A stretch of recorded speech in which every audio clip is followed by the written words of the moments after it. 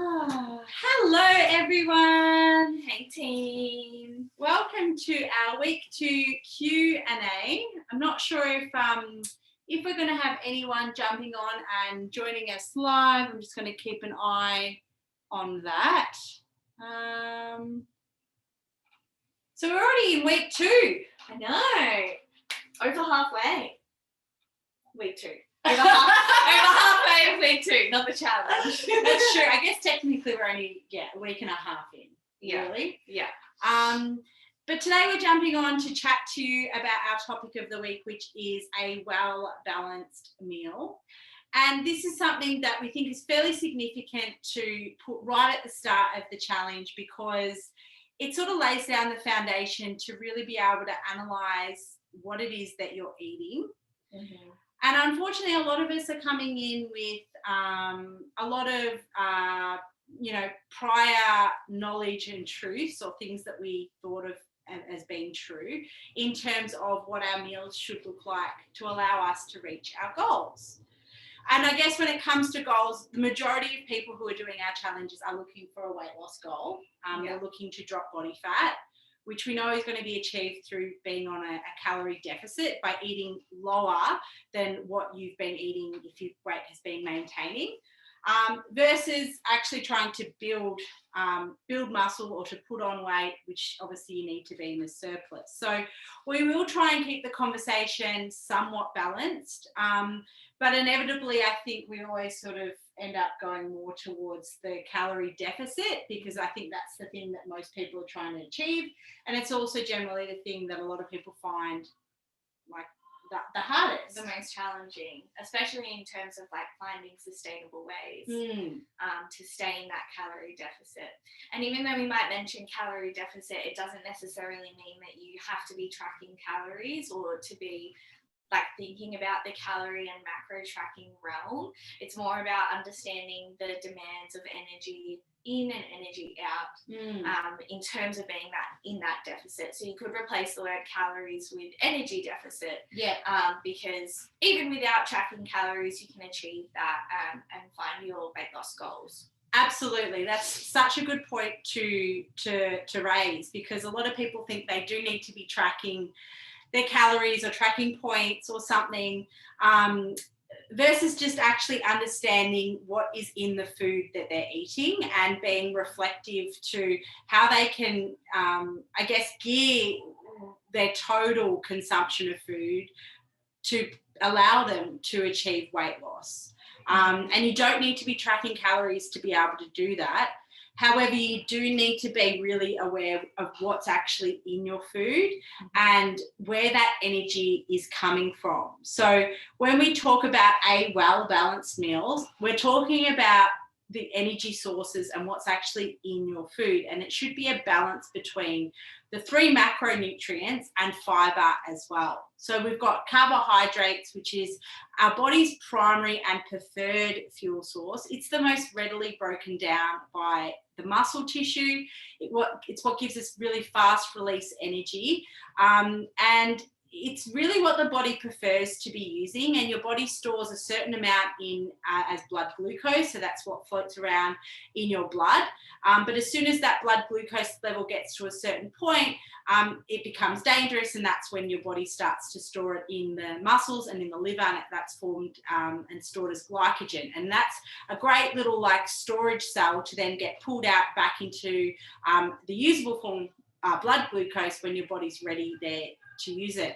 The other energy source is our fat source, and fats take a lot longer for our body to be breaking down. So generally when we're kicking around at rest, our bodies prefer to be using our fats as energy because our energy demands are low. So it sort of prefers to use fats just in case that saber-toothed tiger starts to chase us. We've got our carbohydrates there ready to go. So it's kind of like a little bit of a survival mechanism.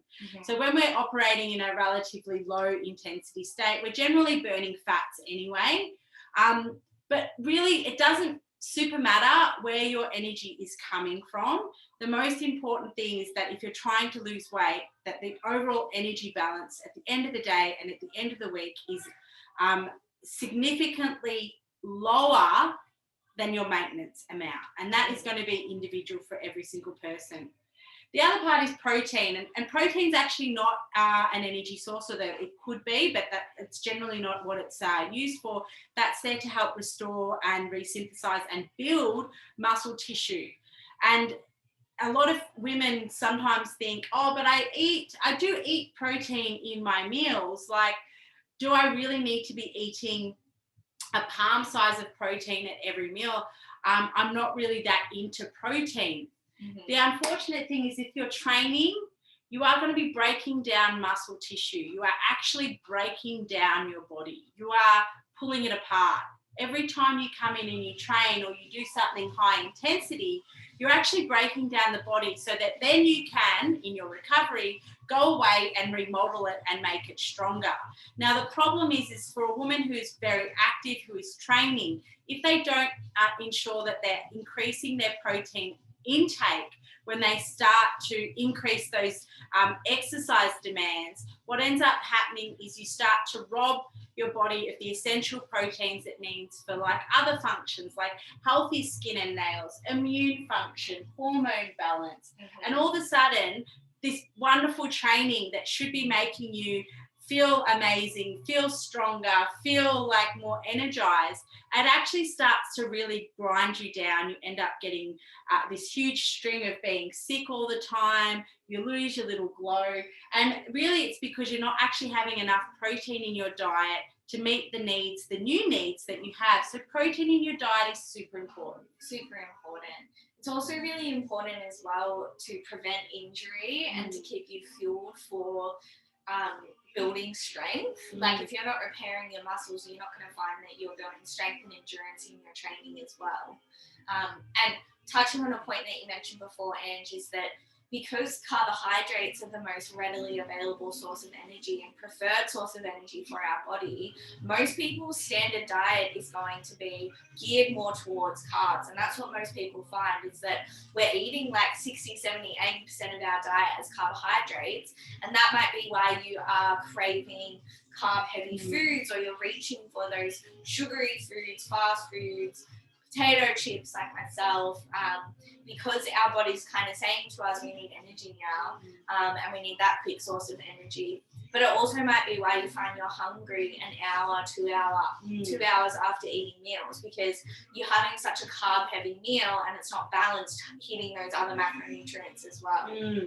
So going back to the whole idea of why a well-balanced meal is so important, it really allows your body to be functioning well, to be making sure that you've got the energy that your body needs, as well as the growth and repair, as well as the fats and proteins, which will bring down the rate in which your body will start to release the energy. So therefore you'll feel more satiated for longer. So you won't be there craving more carbohydrates an hour or two. It won't just sort of burn off. And you'll be also protein as well, like it will also help drive up your metabolic rate, because it takes a lot longer, or it takes more energy to break it apart. So this whole concept of this well-balanced meal, you can look at it in several different ways. You could either look at it by measuring it in terms of using your hand, which is just such a simple concept. So we've got our cupped handful of carbohydrates. Now, if you are someone who has got quite a fast metabolism, or you're doing a lot of training, it could be 1 to 2 cupped handfuls of that carbohydrate. But remember, it is individualized to you, that nice palm size of protein, and then either half a thumb or a thumb of fats. And that half a thumb to a thumb of fats sometimes depends on how much of the carbohydrates that you have. So for me personally, I generally go more towards the 2 cupped handfuls of carbohydrates and a half a thumb of fat. It's just the way I much prefer to eat. I much prefer to have a lower fat diet and a higher carbohydrate diet, because I find that that's what keeps me feeling fuller for longer and hitting my goals. But it really is based on you. And then the other part is the fibrous vegetables that we should be having, which should be about a fist. And that will go a long way to be helping keeping your digestive tract feeling good. Absolutely. And like your gut health will have a massive impact on your energy levels and your sleep as well. And fibre is a big thing that not many of us think about. So can you have too much of it? Absolutely. It'll block you up. So be mindful, girls, if you're the sort of person to be there like, I'm going to have this massive bowl of salad at lunch and this massive bowl of something at dinner, and then you're there going, I feel so bloated and so uncomfortable. But you're like, but I've been eating so well, I've been eating so healthy. You may have also overdone on the fibre. So just keep it in check. Like, vegetables are really good, but unfortunately, like typical women, sometimes we can just go above and beyond with some things. So just be mindful that if you are experiencing any adverse effects of the way you're eating, it's important that you be reflective and go, well, why is that? Like, what am I possibly doing that's leading to that? And some people have, like, you know, a big reaction to cruciferous vegetables like your broccolis and your carrots, cauliflower. Yeah. It's like kind of like I always associate it with like your harder veggies. Yeah. So just always keep that in mind. So I guess looping back to this well-balanced meal, unfortunately, the diet culture has had us change the way we eat and really lose touch with what a good well-balanced meal looks like, because, you know, we've seen fad diets that ask us to remove carbohydrates or go all fats or go this or go that. And then, you know, you stick to it for a day or 2 days, and then you end up binging, or you go out and you realize it doesn't fit your social life, and then you give up on it. And you know, all these things that you think, oh, but I should be eating less carbohydrates, or I should be doing this, or I should be doing that, but it's not sustainable and you can't stick to. So that's why we like to advocate for that well-balanced meal, because it's something that no matter what stage of life that you're in, it works. Yeah, and I like to focus on the well-balanced and what you're including in your meal instead of what not to include. And it's a really nice mind frame switch to be thinking about what can I include to fuel my body and nourish my body, rather than I have to cut out carbs or I have to not eat this or not eat that. So it's a good like mindset change as well. Which is like going on to the back of our homework piece, that really was the idea there, is that we wanted you to start to think about new macros that you could be including into your diet to be bringing that level of excitement back in. So, Dee, you're a vegan, and so sometimes getting enough protein in is a bit of a struggle. I guess it's certainly not found in the same quantities as, say, meat-based products. Yeah. What tips do you have for the girls on that front? Yeah, so the biggest thing to remember is that plant-based proteins are also going to be a little bit higher carbohydrate as well, so you want to take into account of that, especially with your legumes and your lentils. But a really good tip that I speak to a lot of vegans about is including more than one plant-based protein source in your meal. So as an example, that might be having tofu, but also adding in some lentils to the meal that you're eating, or some kind of beans, and adding on top some hemp seeds or other like pumpkin seeds, sunflower seeds, just to get that little bit of a top up as well. And the thing with plant-based protein is it's not as bioavailable as meat-based protein, and it doesn't kind of, like, one source of plant-based protein isn't going to have the availability of the essential amino acids that we need as well. So including a big variety of plant-based proteins is really important. And also it's quite common for a lot of vegans or vegetarians to rely on mock meats. But I think it's really important to make sure that you're putting some whole food protein sources in as well, like your lentils and your legumes. And a lot of people tend to get a bit like bloated or upset in their guts from eating lentils and legumes, and a really good way to kind of prevent that is to soak your lentils and your legumes. So even if you can't do overnight, do it for half an hour in boiling water, and it kind of lets all these things, they're called phytonutrients, out of those legumes, which can be what causes your gut upset, but it just helps to kind of kickstart that cooking system to make it a little bit easier on you. Oh, I love it. That's good. Nice one. What are your top meat-based protein tips? Yeah, so I think when it comes to eating a meat-based diet, one thing I always keep in mind is I like to eat a variety of different protein sources. I do include sometimes some vegetarian, vegan sources as well, but typically I do eat a lot of meat. I always try and diversify and eat a variety of different types, because different types and different cuts actually have different amounts of vitamins and minerals. So sometimes if you pick a cut of meat that's maybe got a higher fat content, it actually also then has a higher amount of your fat soluble vitamins like your vitamin D, and they are actually really good for you. So things like your chicken breasts or your more fattier cuts of beef. So it's not necessarily that the higher fatty cuts of meat are bad, but you do have to be really mindful of how much of them you're having in your diet, and then what additional dietary fats you might be adding on top of it. Because if you say choose to have a higher fattier cut of meat, or a protein source that's got a higher fat content, whether it's good fat or bad fat, fat is fat, it's energy. Like say, for example, you cook yourself up a beautiful piece of salmon. Salmon is quite rich in dietary fats, omega-3s. I'd be really mindful about how I'm cooking that, making sure I'm not adding extra oils to it. Probably keeping the additional, like the avocados or additional fat sources pretty lean, pretty much out of it. Because otherwise, if I'm trying to cut down on weight, it is going to end up increasing the caloric value of that meal. So if I have, say, a cut of salmon, so 200 calories, then I add in another serve of avocado, that's another 60 to 100 calories. It all adds up. So it's not about demonizing one as either good or bad. It's just being really mindful. So choosing leaner cuts of proteins or leaner proteins is a great way to be mindful of that. And then you can be adding a little bit of extra dietary fat for fun, and obviously look at cooking it in different ways. Some people get a little bit stuck when it comes to what are some good lean proteins.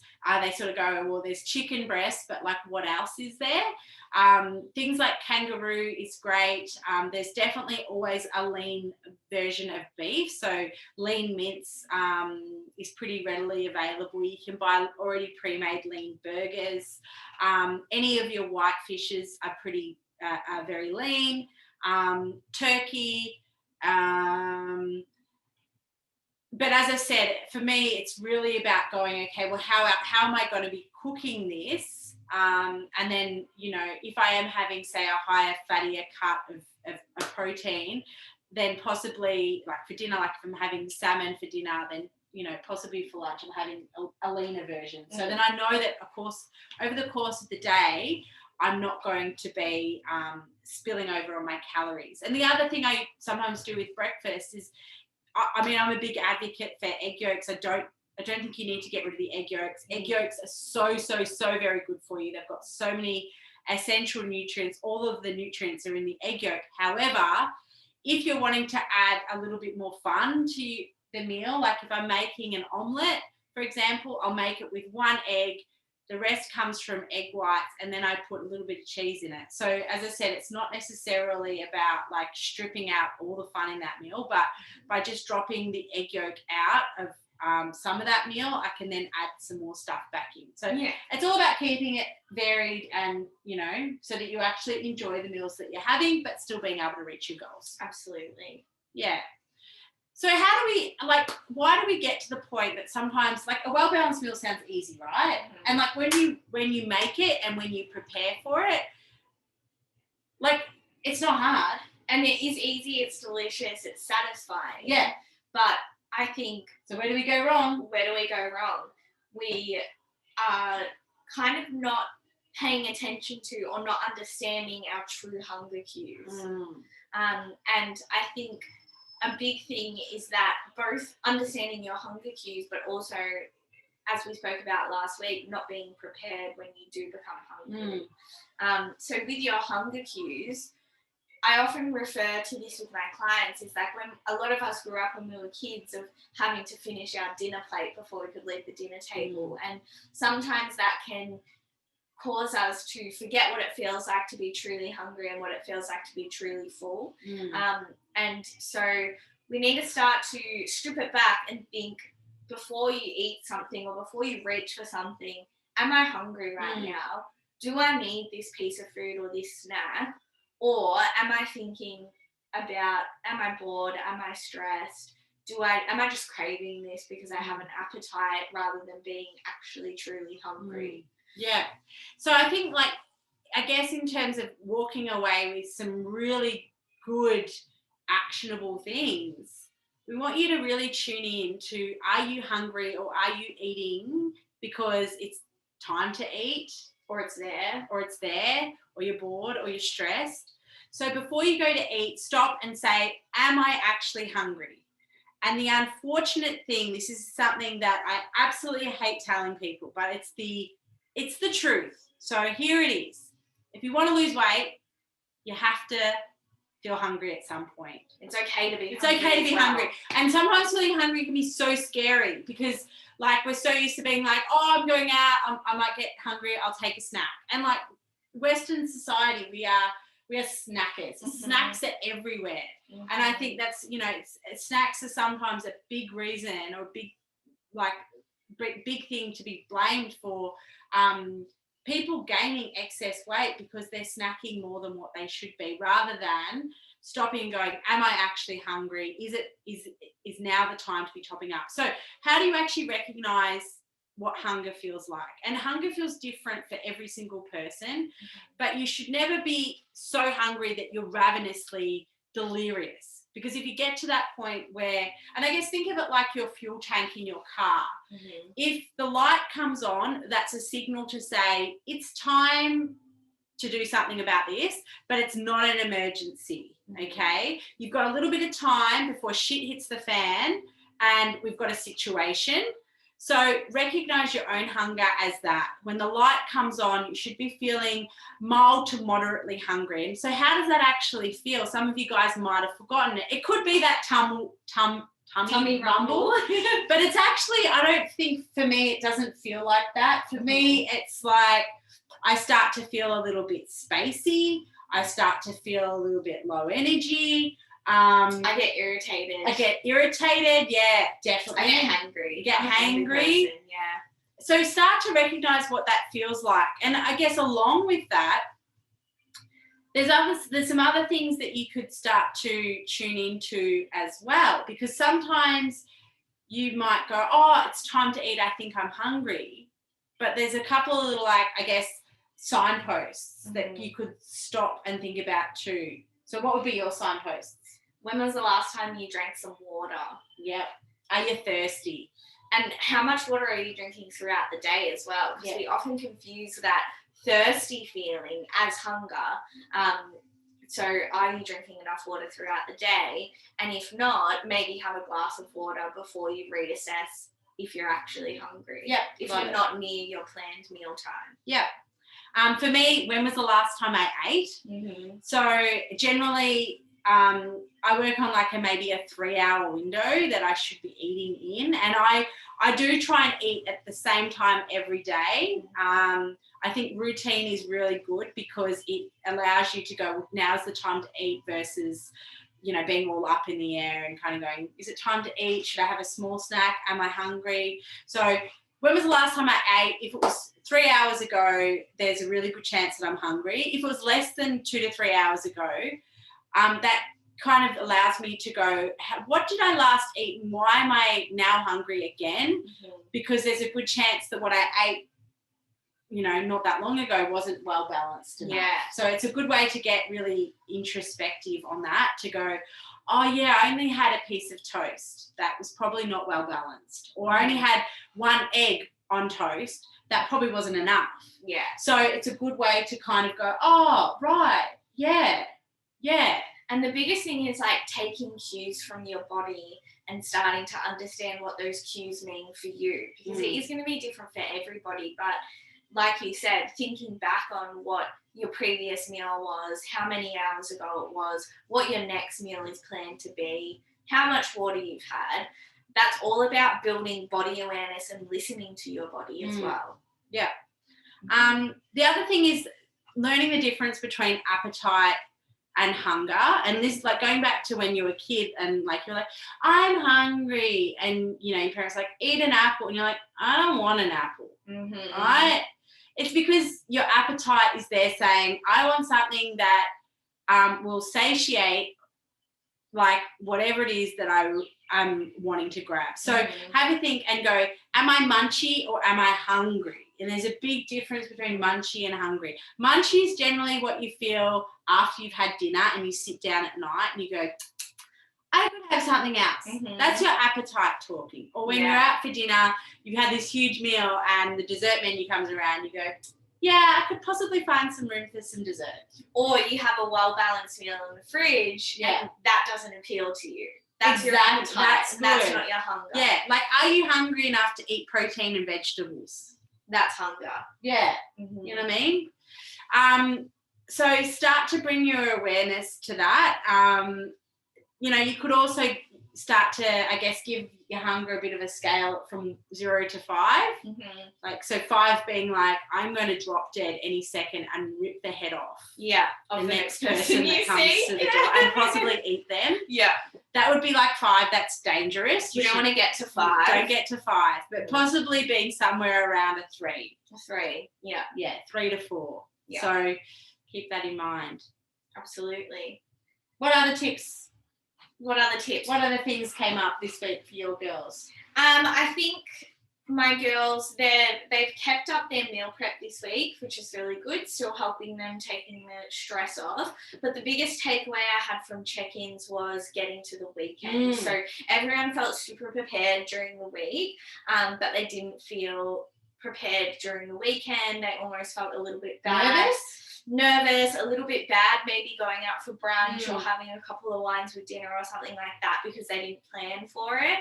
And I guess I wanted to touch on just one more time is to account for your weekend. So one of the girls specifically said in a check-in that they planned for their weekend, which they'd never done before, and it was the first Friday night they didn't have takeaway, and they didn't feel like they were missing out on having takeaway either because they went for brunch the next morning, and they felt like the brunch was a really nice kind of ritual for them, and they didn't feel like they went overboard because they didn't have takeaway the night before, and it didn't stress them out as much. So having a plan for the weekend, as well as being kind to yourself when you do have social occasions coming up.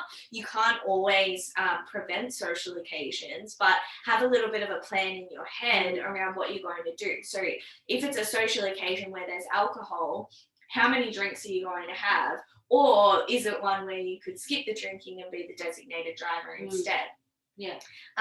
Do you have dinners planned on your meal plan for dinner, or is it going to be the kind of busy weekend where you end up having to get takeaway 3 nights in a row? So be kind to yourself when you do have social occasions, because they're not going to undo everything you did during the week, but also make sure you are aware of the weekend and that you have a plan for the weekend.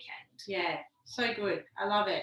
Did you have any takeaways from your team? Yeah, well, I think a couple of my crew also mentioned, they've got something coming up on the weekend. And I guess it's like, it's about learning to be mindful in those moments and also acknowledging that the wine and cheese is always going to be. It's always going to be there. Always. You don't have to... There is no, there's not going to be a wine and cheese shortage. Well, I mean, maybe there will be. I don't know. Yeah. This world is a bit crazy at the moment. But I don't think there's going to be any wine or cheese or chocolate shortage. That stuff is always going to be around. Yeah. So eat it and savor it and enjoy it, and when you're topped up. Yeah, just really appreciate how good it tastes and acknowledge that you can stop at any point in time and be like, I've had enough. Yeah. Something that helps me so much is looking ahead at the menu as well, so that you can plan to have maybe more of a balanced option than what you would normally do if you got to the restaurant, you're hungry, and you pick the most appetizing meal on the menu that might not be so balanced or aligned with your goals. Yeah. And also remember, generally, you've got friends that also probably have the same goals as you as well. Like, I'm going and seeing my best friend this weekend, and she's like, oh, what do you want me to cook? Da, da, da, da, da. We've been eating healthy, but da, da. I was like, girl, Bring on healthy. Healthy's good. Absolutely. Yeah. So yeah, never be scared to tell the people that you're with to be like, yeah, I'm working on a few things, so I'm just not going to drink tonight. Yeah. I'm going to, change up a few things. That's cool. You Absolutely. do you. Well, I think that pretty much covers this week. So there's still the chance to earn some points, team, by putting up a message in our group page to say what new things that you are trialing this week. One new meal that I've put into our routine has been healthy burgers. So sandwich thins, which is like they're only like 90 calories. They're very light on. With a couple of spud light potatoes, which are also a lower carb potato, a lean burger, which we got from Woolies, and it was so easy, so delicious, and yeah, I loved adding that one to my little routine. Love it. Yeah, so definitely I'm going to add that in next week as well. But I think that's all from us, girls. Keep kicking goals, and we'll see you soon. Yeah, we'll see you in the gym. And don't hesitate to reach out during the week as well if you have any questions or tips that you're after to your team captain. Thanks, guys. See ya. Let's stop recording.